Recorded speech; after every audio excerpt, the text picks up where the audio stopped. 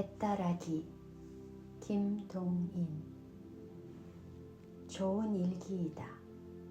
좋은 일기라도 하늘에 구름 한 점 없는 우리 사람으로서는 감히 접근치 못할 위험을 가지고 높이서 우리 조그만 사람을 비웃듯이 내려다보는 그런 교만한 하늘은 아니고 가장 우리 사람의 이해자인 듯이 낮게 뭉글뭉글 엉기는 분홍빛 구름으로서 우리와 서로 손목을 잡자는 그런 하늘이다. 사랑의 하늘이다. 나는 잠시도 못지않고 푸른 물을 황해로 부어내리는 대동강을 향한 모란봉 기슭, 새파랗게 돋아나는 풀 위에 뒹굴고 있었다. 이날은 3월 3일, 대동강의 첫 뱃놀이 하는 날이다. 까맣게 내려다 보이는 물 위에는 결결이 반짝이는 물결을 푸른 놀이배들이 타고 넘으며 거기서는 봄 향기에 취한 형형색색의 선율이 우단보다도 보드라운 봄 공기를 흔들면서 내려온다.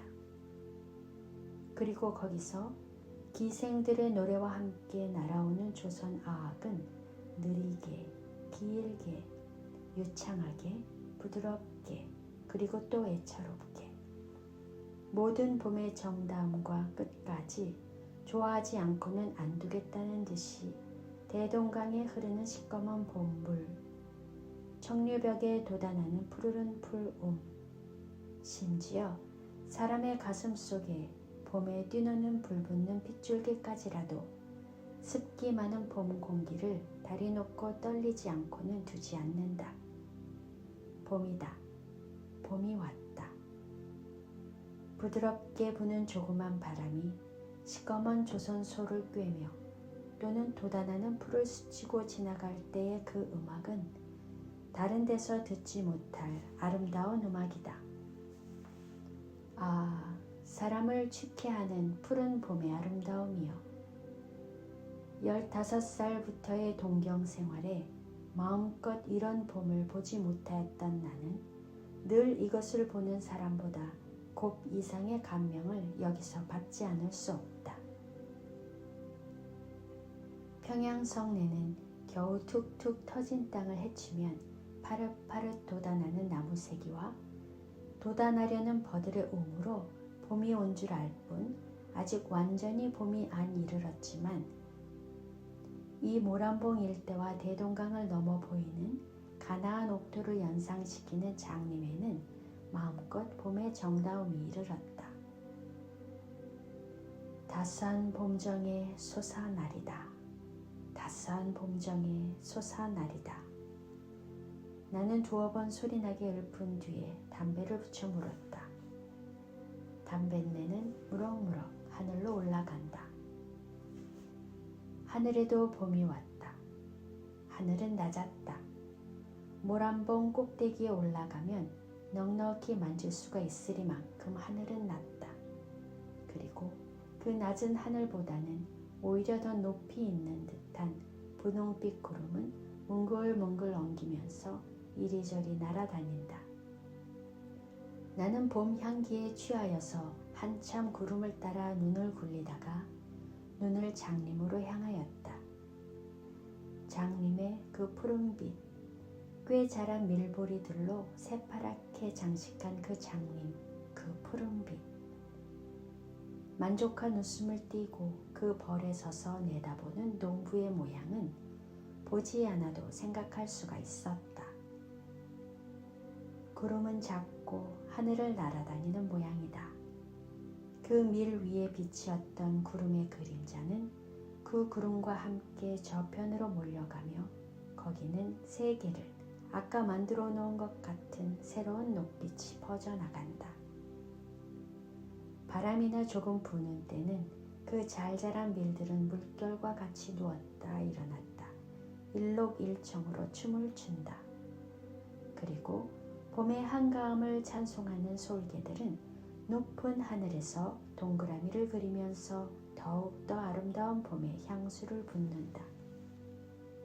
나는 이러한 아름다운 봄 경치에 이렇게 마음껏 봄의 속삭임을 들을 때에는 언제든 유토피아를 생각지 않을 수 없다. 우리가 시시각각으로 애를 쓰며 수고하는 것은 그 목적이 무엇인가? 역시 유토피아 건설에 있지 않을까? 유토피아를 생각할 때는 언제든 그 위대한 인격의 소유자며 사람의 위대함을 끝까지 즐긴 진나라 시황을 생각지 않을 수 없다. 우리가 어찌하면 죽지를 아니할까 하여 동남 동녀 300을 배를 태워 불사약을 얻으러 떠나보내며 예술의 사치를 다하여 아방궁을 지으며 매일 신하 몇천 명과 잔치로서 즐기며 이리하여 여기 한 유토피아를 세우려던 시황은 몇만의 역사가가 어떻다고 욕을 하든 그는 참말로 인생의 향락자며 역사 이후에 제일 큰 위인이라고 할 수가 있다. 그만한 순전한 용기 있는 사람이 있고야 우리 인류의 역사는 끝이 날지라도 하나의 사람을 가졌었다고 할 수 있다. 큰 사람이었었다 하면서 나는 머리를 들었다. 이때 기자묘 근처에서 이상한 슬픈 소리가 들리면서 봄 공기를 진동시켜 날아오는 것을 들었다. 나는 무심중 귀를 기울였다. 영유 배따락이다. 그것도 웬만한 광대나 기생은 발꿈치에도 미치지 못하리만큼 그만큼 그 배따라기의 주인은 잘 부르는 사람이었다. 비나이다 비나이다 산천후토 1월 성신 하느님 전 비나이다. 신락 같은 우리 목숨 살려달라 비나이다. 에야 어그여지야. 여기까지 이르렀을 때 저편 아래 물에서 장구 소리와 함께 기생의 소리가 울려오며 배따라기는 그만 안 들리게 되었다. 나는 2년 전 한여름을 영유서 지내본 일이 있다. 배따라기의 본고장인 영유를 몇 달 있어 본 사람은 그 배따라기에 대하여 언제든 한 속절없는 애처로움을 깨달을 터이다. 배따라기에 속절없는 눈물을 흘린 시인이 그 며칠고 영유 이름은 모르지만 X산에 올라가서 내다보면 아픈 망망한 황해이니 거기 저녁 때의 경치를 한 번 본 사람은 영구히 잊을 수가 없으리라. 불덩이 같은 커다란 시뻘건 해가 남실남실 넘치는 바다에 도로 빠질 듯 도로 솟아오를 듯 춤을 추며 거기서 때때로 보이지 않는 배에서 배따라기만 슬프게 날아오는 것을 들을 때면 눈물 많은 나는 때때로 눈물을 흘렸다.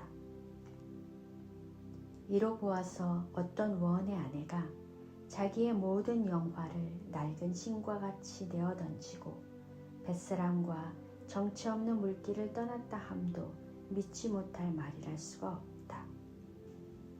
영유소 돌아온 뒤에도 그 배따라기는 내 마음에 깊이 새겨져서 잊으려야 잊을 수가 없었고 언제 한번 다시 영유를 가서 그 노래를 한 번 더 들어보고 그 경치를 다시 한번 보고 싶은 생각이 늘 떠나지를 않았다. 장구 소리와 기생의 노래는 먹고 배따라기만 슬프게 날아온다. 결결이 부는 바람으로 말미암아 때때로는 들을 수가 없으되 나의 기억과 곡조를 부합하여 들은 배따라기는 여기이다. 강변에 나왔다가 나를 보더니만 혼비백산하여 꿈인지 생시인지 생시인지 꿈인지 와르륵 달려들어 섬섬 몫으로 붙여잡고 호천망극 하는 말이 하늘로서 떨어지며 땅으로서 솟아났나 바람결에 묻어오고 구름길에 새어왔나 이리 서로 붙들고 울음울제 일리제인이며 일가친척이 모두 모여 여기까지 들은 나는 마침내 참지 못하고 벌떡 일어서서 소나무 가지에 걸었던 모자를 내려쓰고 그곳을 찾으러 모란봉 꼭대기에 올라섰다. 꼭대기는 좀 더 노랫소리가 잘 들린다. 그는 뱃다라기의 맨 마지막 여기를 부른다. 밥을 빌어서 죽을 쏠지라도 제발 덕분에 뱃놈 노릇은 하지 마라. 에이야 아그여지야. 그의 소리로서 방향을 찾으려던 나는 그만 자리에 섰다. 어딘가? 기자묘? 혹은 을밀대? 그러나 나는 오래 서 있을 수가 없었다. 어떻든 찾아보자 하고 현무문으로 가서 문 밖에 썩 나섰다. 기자묘의 깊은 솔밭은 눈앞에 쫙 퍼진다. 어딘가?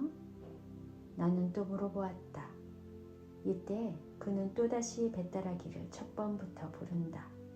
그 소리는 왼편에서 온다. 왼편이구나 하면서 소리 나는 곳을 더듬어서 소나무 틈으로 한참 돌다가 겨우 기자묘 치고는 그중 하늘이 넓고 밝은 곳에 혼자서 뒹굴고 있는 그를 찾아내었다. 나의 생각한 바와 같은 얼굴이다. 얼굴, 코, 입, 눈, 몸짓이 모두 네모나고 그의 이마의 굵은 주름살과 시꺼먼 눈썹은 고생 많이 함과 순진한 성격을 나타낸다. 그는 어떤 신사가 자기를 들여다보는 것을 보고 노래를 그치고 일어나 앉는다. 왜, 그냥 하지요. 하면서 나는 그의 곁에 가 앉았다. 할 뿐 그는 눈을 들어서 터진 하늘을 쳐다본다. 좋은 눈이었다. 바다의 넓고 큼이 유감없이 그의 눈에 나타나 있다. 그는 뱃사람이라 나는 짐작했다. 잘하는 구래. 잘해요? 그는 나를 잠깐 보고 사람 좋은 웃음을 띈다. 고향이 영유요? 예, 영유서 나기는 했지만 한 20년 영유를 가보지도 않았시오. 왜 20년씩 고향을 안 가요? 사람의 일이라니 마음대로 됩니까? 그는 왜 그러는지 한숨을 짓는다. 거저 운명이 제일 힘셉디다. 운명의 힘이 제일 세다는 그의 소리엔 사귀지 못할 원한과 뉘우침이 섞여 있다. 그래요? 나는 다만 그를 쳐다볼 뿐이다. 한참 잠잠하니 있다가 나는 다시 말하였다. 자, 노영의 경험담이나 한번 들어봅시다. 감출 일이 아니면 한번 이야기해보소. 좀 있다가 그는 하디요 하면서 내가 담배를 붙이는 것을 보고 자기도 담배를 붙여 물고 이야기를 꺼낸다. 19년 전 8월 열 하룻날인데요. 하면서 그가 이야기한 바는 대략 이와 같은 것이다. 그가 살던 마을은 영유 고을서 한 20리 떠나 있는 바다를 향한 조그만 동네이다. 그가 살던 30집쯤 되는 그 조그만 마을에서 그는 꽤 유명한 사람이었다. 그의 부모는 모두 10댓에 났을 때 없었고 남은 친척이라고는 곁집에 딴 살림하는 그의 아우 부처와 그 자기 부처뿐이었다. 그들 형제가 그 마을에서 제일 부자이고 또 제일 고기잡이를 잘하였고 그중 글이 있었고 뱃다라기도 그 마을에서 빼어나게 그 형제가 잘하였다. 말하자면 그 형제가 그 동리의 대표적 사람이었다. 8월 보름은 추석 명절이다.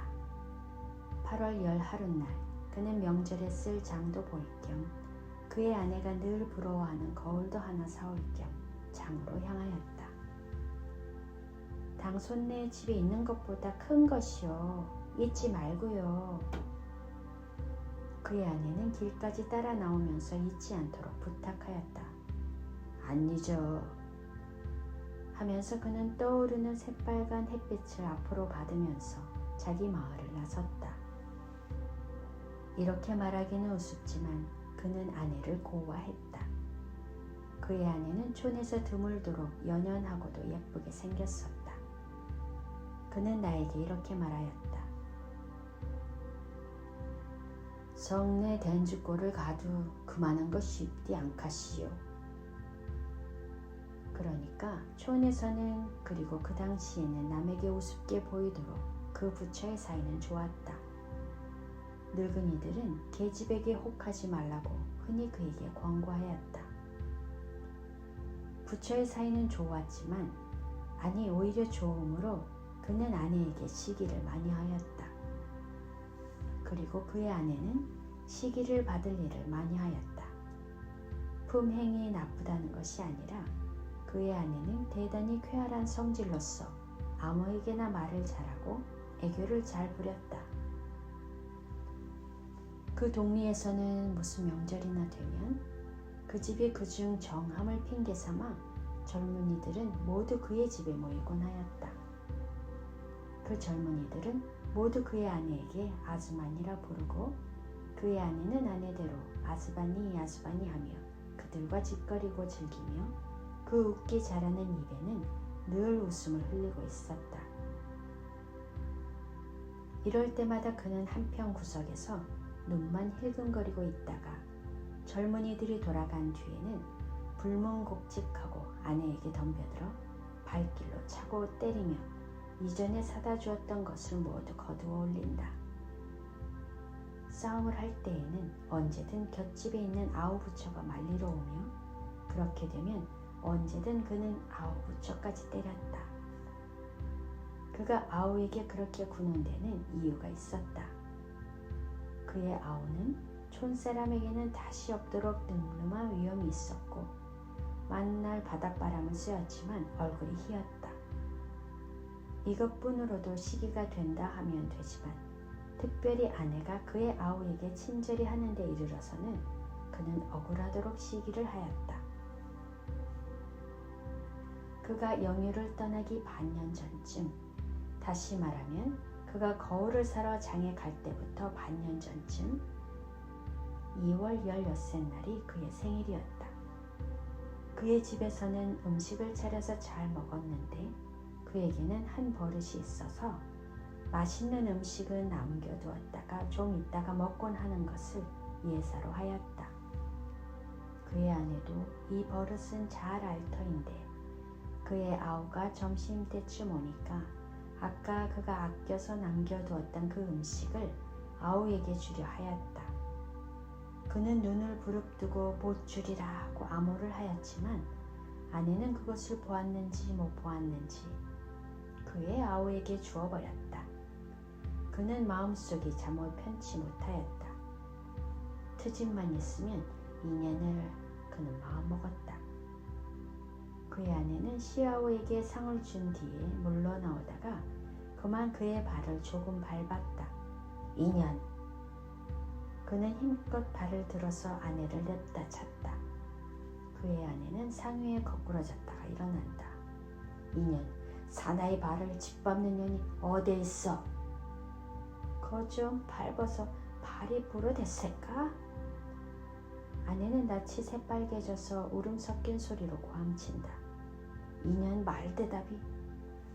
그는 일어서서 아내의 머리채를 휘어잡았다. 형님, 왜 이러십니까? 아우가 일어서면서 그를 붙잡았다. 가만히 있거라 이놈의 자식! 하며 그는 아우를 밀친 뒤에 아내를 되는 대로 내리찌었다. 죽이련 인연, 나가라. 죽여라, 죽여라. 난 죽어도 이 집에서 못 나가. 못 나가? 못 나가디 않고. 이때다. 그의 마음에는 그 못 나가겠다는 아내의 마음이 푹 들이박혔다. 그 이상 때리기가 싫었다. 망할련, 그럼 내가 나갈라. 하고 그는 문 밖으로 뛰어나갔다. 형님, 어디 갑니까? 하는 아우의 말에는 대답도 안 하고 곁동리의 탁주집으로 뒤도 안 돌아보고 가서 거기 있는 술 파는 계집과 술상 앞에 마주 앉았다. 그날 저녁 얼큰이 취한 그는 아내를 위하여 떡을 한도 넣지 사가지고 집으로 돌아왔다. 이리하여 또 서너 달은 평화가 이르렀다. 그러나 이 평화가 언제까지든 연속할 수가 없었다. 그의 아우로 말미암아 또 평화는 쪼개져 나갔다. 5월 초승부터 영유 고을 출입이 잦던 그의 아우는 5월 금음기에부터는 고을서 며칠씩 묵어오는 일이 많았다. 함께 고을에 첩을 두었다는 소문이 퍼졌다. 이 소문이 있은 뒤로 아내는 그의 아우가 고을 들어가는 것을 벌레보다도 더 싫어하고 며칠 묵어 나오는 때면 곧 아우의 집으로 가서 그와談판을 하며 심지어 동서인 아우의 처에게까지 못 가게 하지 않는다고 싸우는 일이 있었다. 7월 초순께 그의 아우는 고을에 들어가서 열흘쯤 묵어온 일이 있었다. 이때도 전과 같이 그의 아내는 그의 아우와 제수와 싸우다 못하여 마침내 그에게까지 와서 아우가 그런 못된 데를 다니는 것을 그냥 둔다고 해보자 한다. 그 꼴을 곱게 보지 않았던 그는 첫마디로 고함을 쳤다. 내게 상관이 뭐해가? 듣기 싫다. 못난 둥이, 아우가 그런 데를 댕기는 걸 말리지도 못하고. 분김에 그의 아내는 고함쳤다. 이년, 뭘? 그는 일어섰다. 못난 둥이. 그 말이 채 끝나기 전에 그의 아내는 악소리와 함께 그 자리에 거꾸러졌다. 이년, 사나이에게 그따오 말버릇 어디서 배웠? 애미네 때리는 건 어디서 배웠노? 못난 둥이. 그의 아내는 울음소리로 부르짖었다. 장년, 그냥 나갈. 우리 집에 있디 말고 나갈. 그는 내리찌으면서 부르짖었다. 그리고 아내를 문을 열고 밀쳤다. 나가디 아내리. 하고 그의 아내는 울면서 뛰어나갔다. 망할래. 토하는 듯이 중얼거리고 그는 그 자리에 주저앉았다. 그의 아내는 해가 져서 어두워져도 돌아오지를 않았다. 일단 내쫓기는 하였지만 그는 아내의 돌아옴을 기다리고 있었다. 어두워져서도 그는 불도 안 켜고 성이 나서 우들우들 떨면서 아내가 돌아오기를 기다렸다. 그러나 그의 아내의 참 기쁜 듯이 웃는 소리가 그의 아우 집에서 밤새도록 울리었다. 그는 움직도 않고 그 자리에 앉아서 밤을 새운 뒤에 새벽 동이 터올 때 아내와 아우를 죽이려고 부엌에 가서 식칼을 가지고 들어와서 문을 벌컥 열었다. 그의 아내로서 만약 근심스러운 얼굴을 하고 그 문 밖에 우두커니 서서 문을 들여다보고 있지 않았더라면 그는 아내와 아우를 죽이고야 말았으리라. 그는 아내를 보는 순간 마음에 가득 차는 사랑을 깨달으면서 칼을 내던지고 뛰어나가서 아내의 머리채를 휘어잡고 인연 하면서 들어와서 뺨을 물어뜯으면서 함께 이리저리 자빠져서 뒹굴었다. 이리하여 평화는 또 이르렀다. 그런 이야기를 다 하려면 끝이 없으되 다만 그의 아내, 그의 아우, 그 세 사람의 삼각관계는 대략 이와 같았다. 각설. 거울은 마침 장의 마음에 맞는 것이 있었다. 지금껏과 대보면 어떤 때는 코도 크게 보이고 입이 작게도 보이는 것이지만 그 당시에는 그리고 그런 초원에서는 둘도 없는 괴물이었다. 거울을 사가지고 장을 본 뒤에 그는 이 거울을 아내에게 주면 그 기뻐할 모양을 생각하면서 새빨간 저녁 햇빛을 받은 넘치는 듯한 바다를 안고 자기 집으로 늘 들러오던 탁주집에도 안 들러서 돌아왔다. 그러나 그가 그의 집 안방에 들어선 때에는 뜻도 않아였던 광경이 그의 눈앞에 벌어져 있었다. 방 가운데에는 떡상이 있고 그의 아우는 수건이 벗어져서 목 뒤로 늘어지고 저고리 구름이 모두 풀어져 가지고 한편 모퉁이에 서 있고, 아내도 머리채가 모두 뒤로 늘어지고 치마가 배꼽 아래에 늘어지도록 되어 있으며, 그의 아내와 아우는 그를 보고 어찌할 줄을 모르는 듯이 움직도 안 하고 서 있었다.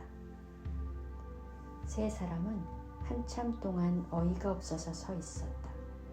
좀 있다가 그의 아우가 겨우 말했다. 그놈의 쥐 어디 갔니? 응? 쥐? 훌륭한 쥐 잡됐다. 그는 말을 끝내지도 않고 짐을 벗어버리고 뛰어가서 아우의 멱살을 끌어쥐었다. 형님, 정말 쥐가... 쥐? 이놈, 형수와 그런 쥐 잡는 놈 어디 있니? 그는 따귀를 몇 번 때린 뒤에 등을 밀어서 문 밖에 집어던졌다. 그런 뒤에 이제 자기에게 이를 매를 생각하고 우들우들 떨면서 아랫목에 서 있는 아내에게 달려들었다. 이년, 시아우와 그러는 년이 어디 있어? 그는 아내를 거꾸로 때리고 함부로 내리찌었다. 정말 쥐가... 아이 죽겠다. 이년, 너도 쥐? 죽어라. 그의 팔다리는 함부로 아내의 몸 위에 오르내렸다. 아, 죽겠다. 정말 아까 적은이가 왔기에 떡 먹으라고 내놓았더니. 듣기 싫다. 시아우 붙은 년이 무슨 잔소리를. 아이 정말이에요. 쥐가 한 마리나. 그냥 쥐? 쥐 잡을래다가 작년 죽을. 물에라도 빠대 죽을. 그는 실컷 때린 뒤에 아내도 아우와 같이 등을 밀어 내어 쫓았다. 그 뒤에 그의 등으로 고기 배때기에 장사해라 고 토하였다. 분풀이는 실컷 하였지만 그래도 마음속이 잠어 편치 못하였다.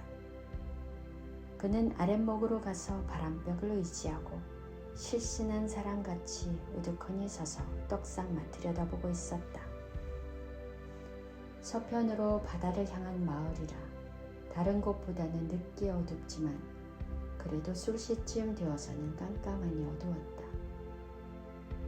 그는 불을 켜려고 바람벽에서 떠나 성냥을 찾으려고 돌아갔다. 성냥은 늘 있던 자리에 있지 않았다. 그래서 여기저기 뒤적이노라니까 어떤 낡은 옷 뭉치를 들칠 때에 쥐소리가 나면서 멋이 후다닥 뛰어나온다. 그리하여 저편으로 기어서 도망한다. 역시 쥐됐다. 그는 조그만 소리로 부르짖었다. 그리고 그만 그 자리에 맥없이 털썩 주저앉았다. 아까 그가 보지 못한 때의 광경이 활동사진과 같이 그의 머리에 지나갔다. 아우가 집에를 왔다. 아우에게 친절한 아내는 떡을 먹으라고 아우에게 떡상을 내어놓는다. 그때 어디선가 쥐가 한 마리 튀어나온다. 둘이서는 쥐를 잡느라고 돌아간다.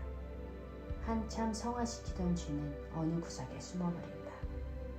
그들은 쥐를 찾느라고 두리번거린다. 그때 그가 들어선 것이다. 장년, 좀 있으면 안 들어오리.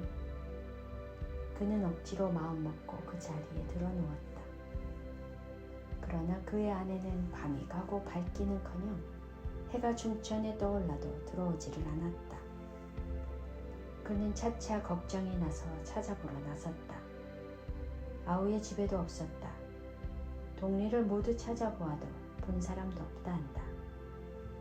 그리하여 낮쯤 한 3살이 내려간 바닷가에서 겨우 아내를 찾기는 찾았지만 그 아내는 이전같이 생기로 찬 사한 아내가 아니오 몸은 물에 불어서 곱이나 크게 되었고 이전에 늘 웃음을 흘리던 예쁜 입에는 거품을 잔뜩 문 죽은 아내였다. 그는 아내를 얻고 집에 오기까지 정신이 없었다. 이튿날 간단하게 장사를 하였다. 뒤에 따라오는 아우의 얼굴에는 형님, 이게 웬일이니까 하는 기운이 떠돌았다. 장사를 지낸 이튿날부터 아우는 그 조그만 마을에서 없어졌다. 하루 이틀은 심상히 지냈지만 닷새 엿새가 지나도 아우는 돌아오지 않았다. 그래서 알아보니까 꼭 그의 아우와 같이 생긴 사람이 5, 6일 전에 맷산자 보침을 하여진 뒤에 시뻘건 저녁해를 등으로 받고 터벅터벅 동편으로 가더라 한다. 그리하여 열흘이 지나고 20날이 지났지만 한 번 떠난 그의 아우는 돌아올 길이 없고 혼자 남은 아우의 아내는 만날 한숨으로 세월을 보내게 되었다. 그도 이것을 잠자코 보고 있을 수가 없었다. 그 불행의 모든 죄는 그에게 있었다. 그도 마침내 뱃사람이 되어 적으나마 아내를 삼킨 바다와 늘 접근하며 가는 곳마다 아우의 소식을 알아보려고 어떤 배를 얻어 타고 물길을 나섰다. 그는 가는 곳마다 아우의 이름과 모양을 말하며 물었으되 아우의 소식은 알 수가 없었다. 이리하여 꿈결같이 10년을 지나서 9년 전 가을 탁탁히 낀 안개를 깨며 연한 바다를 지나가던 그의 배는 몹시 부는 바람으로 말미암아 파선을 하여 몇몇 사람은 죽고 그는 정신을 잃고 물 위에 떠돌고 있었다. 그가 겨우 정신을 차린 때는 밤이었다. 그리고 어느덧 그는 물 위에 올라와 있었고 그를 말리느라고 새빨갛게 피워놓은 불빛으로 자기를 간호하는 아우를 보았다. 그는 이상하게 놀라지도 않고 천연히 물었다. 너 어디케 여기 완? 아우는 잠자코 한참 있다가 겨우 대답하였다. 형님, 거저 다 운명외다. 따뜻한 불기운에 잠이 들려 하던 그는 화다닥 깨면서 또 말하였다. 10년 동안에 되게 파리했구나. 형님, 나도 변했거니와 형님도 되게 변하셨어다. 이 말을 꿈결같이 들으면서 그는 또 훈훈히 잠이 들었다. 그리하여 두어 시간 꿀보다도 단잠을 잔 뒤에 깨어보니 아까 같이 새빨간 불은 피었지만은 아우는 어디로 갔는지 없어졌다. 곁에 사람에게 물어보니까 아까 아우는 그의 얼굴을 물끄러미 한참 들여다보고 있다가 새빨간 불빛을 등으로 받으면서 터벅터벅 아무 말 없이 어두운 가운데로 쓰러졌다 한다. 이튿날 아무리 알아봐야 그의 아우는 종적이 없어지고 알 수가 없으므로 그는 할 수 없이 다른 배를 얻어 타고 또 물길을 나섰다. 그리하여 그의 배가 해주에 이르렀을 때 그는 해주장에 들어가서 무엇을 사려다가 저편 맞은편 가게에 언뜻 그의 아우와 같은 사람이 있으므로 뛰어가서 보니 그는 벌써 없어졌다. 배가 해주에는 오래 머무르지 않으므로 그는 마음은 해주에 남겨두고 또다시 바닷길을 떠났다. 그 뒤에 3년을 이리저리 돌아다녔어도 아우는 다시 볼 수가 없었다. 그리하여 3년을 지나서 지금부터 6년 전에 그의 탄 배가 강화도를 지날 때에 바다로 향한 가파로운 매편에서 바다로 향하여 날아오는 배따라기를 들었다.